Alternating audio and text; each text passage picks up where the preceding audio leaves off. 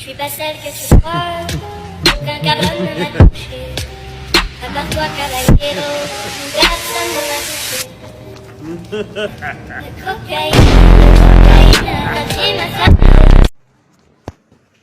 طيب يا اخواتي، ازيكم عاملين ايه؟ يا رب تكونوا بخير. النهارده حابب اخد جالك بفيديو جديد. الفيديو عباره عن ان انت مثلا مشغل نسخه متجر، فانت حابب تسرق ستوري شخص، فانت مش عايز تسرق الشخص، مش عايز يبعت لك الاستوري وكده، ما هوش مثلا نت، فاهم؟ فانت عايز تسرق الاستوري.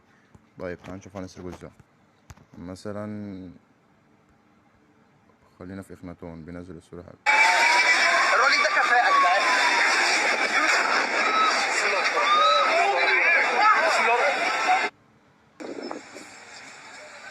طيب يا اخواتي، منزل ستوري. ابقى هتسرقه ازاي؟ مثلا انا تليفوني ريدمي، تمام؟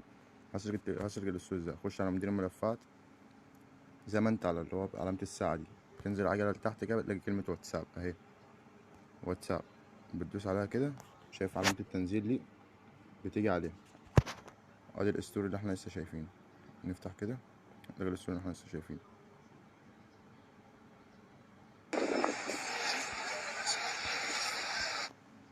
طيب اروح منزل ازاي؟ علامة التنزيل اهي، وادي برضو اللي احنا لسه شايفينه اهو. اروح اعمل له تنزيل، التنزيلات اهو، جبت تنام في التنزيلات. طيب تعال نشوفهم كده نزلوا ولا لا. هوقف الفيديو بس عشان اخش على الملف في حاجة خاصة، وهم اخواتي في الفيديوهات اهو. ادي واحد، ادي التاني. طيب هتقولي طب لو انا تليفوني غير الريدمي، لو انت تليفونك غير الريدمي جرب، يمكن تلاقي الحاجه دي، هتلاقيها اكيد، فاهم؟ ريلمي مثلا، فاهم؟ اي حاجه هتلاقيها اكيد. بس كده يا اخواتي، اشوفكم في فيديو جديد ان شاء الله. يعني الساعة دي يا اخويا خالد الكبير الجبانة عشان هي موجات وحاجات حلوة.